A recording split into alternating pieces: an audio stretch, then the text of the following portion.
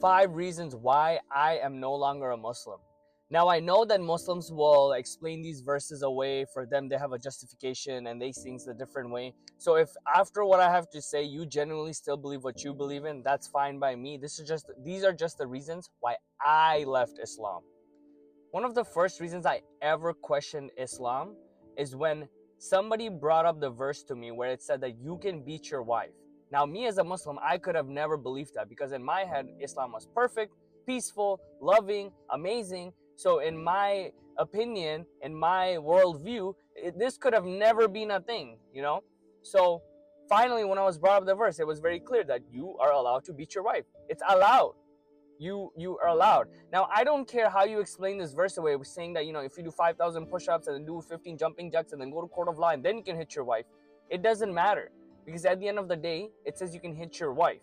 And so that was one of the first things that, you know, raised my red flags for Islam.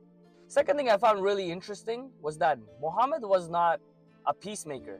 He was actually a warlord, which was completely different from the narrative that I used to believe in. My narrative that growing up was that Muhammad is a peaceful man. Islam is a religion of peace because Islam means peace. Therefore, it's a religion of peace.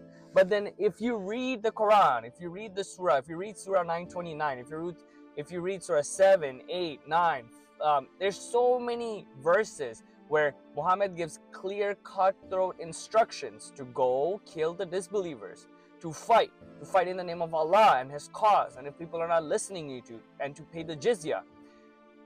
Now, the best argument that Muslims come up with is that it was self-defense. But it doesn't work that way, because self-defense is when somebody attacks you for no reason and you defend yourself. But when you go and attack someone and they fight back, and then you go, aha, they just fought me, so I can hit them back and I can kill them, that's not self-defense. Remember, Islam wasn't a religion before Muhammad came into the picture. It wasn't. Like, whatever you want to say, historically, Islam wasn't a religion before Muhammad came into the picture. Then Muhammad came in, started telling people, hey, start believing in Islam. I'm giving you a choice. Believe in Islam. You know, whoever agreed, and whoever didn't agree, they were like, no. But he's like, no, believe in Islam, or if you don't want to believe in Islam, you have a choice. You can pay the jizya or my army will kill you. And so they're like, no, again, I want to live my life. I don't want to follow Islam. I don't care what you want me to do. I don't want to follow Islam. Okay, you don't want to follow Islam? Murder them, kill the infidels, kill the unbelievers. Anybody who doesn't believe in Allah, kill them.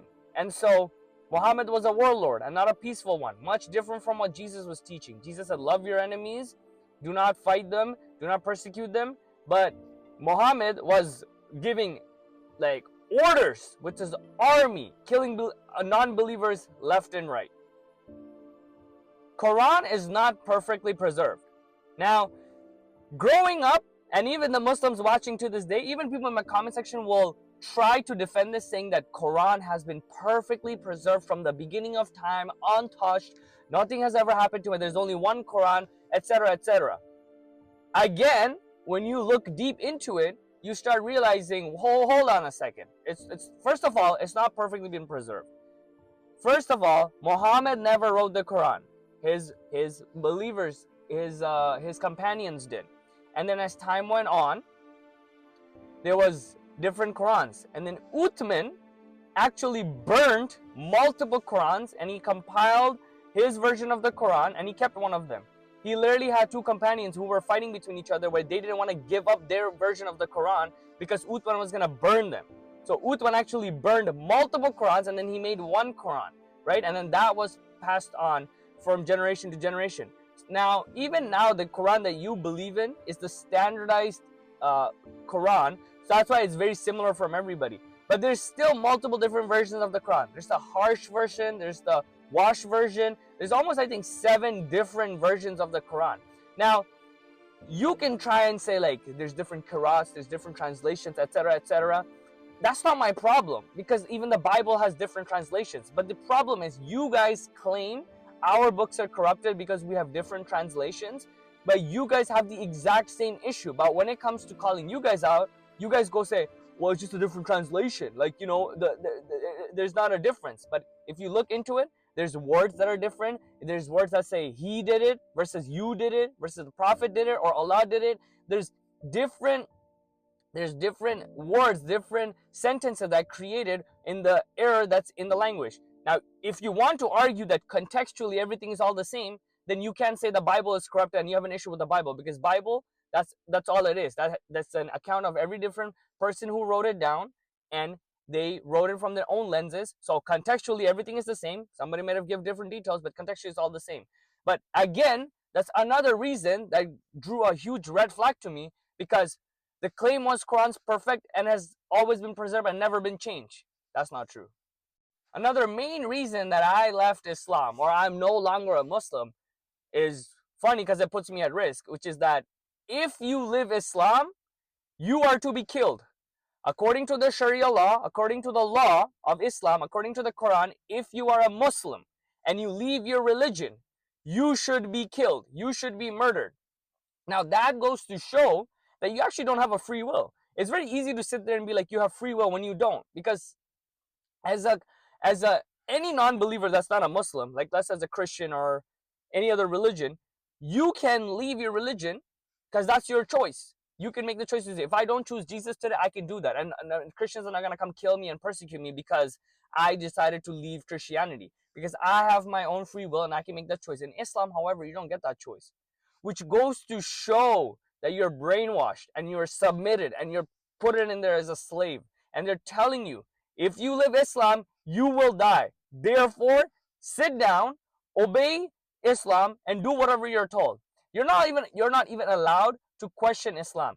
You can ask questions like, you don't know this information, that information, but you can't come around and say, hey, I don't think morally this thing is right. If you dare question that, again, you'll get backlash from Muslims and Islam in general, because you are not allowed to question Islam. You need to give full submission without any doubts in your heart, and you need to be a Muslim forever. In no way, shape, or form you're ever allowed to live Islam. And if you do live Islam, you will be unalived.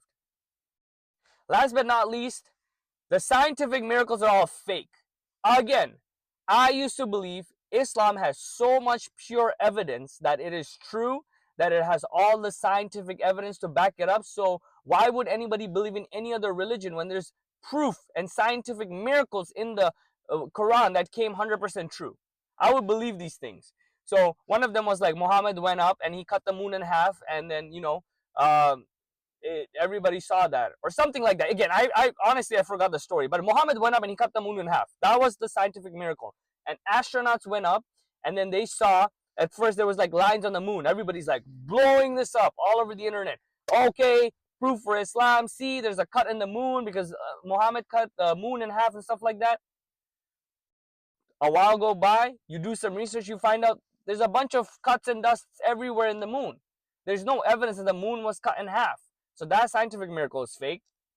There's another verse somewhere in the Quran, and I'm gonna put it up here, so don't worry about it. But it says something along the lines of like your kids come from the man's bones or the man's brain, something like that, which is not how a baby comes. Like baby comes from the sperm and the egg, meaning, right? But there's a scientific error where they say like your sperm comes from the bone or something, or like the man's brain provides, and that's how the baby like is consummated and stuff like that. So again, another error in the Quran about scientific miracles. So they claimed to have thousands of scientific miracles in the Quran, but they didn't have any. So for all of these multiple different reasons, I decided from my own logical rationale that all of these things, they don't add up. The logic doesn't add up. The morality doesn't add up. The peace and violence they claim, like self-defense they claim, it doesn't add up. For all of these reasons, I just decided I'm out.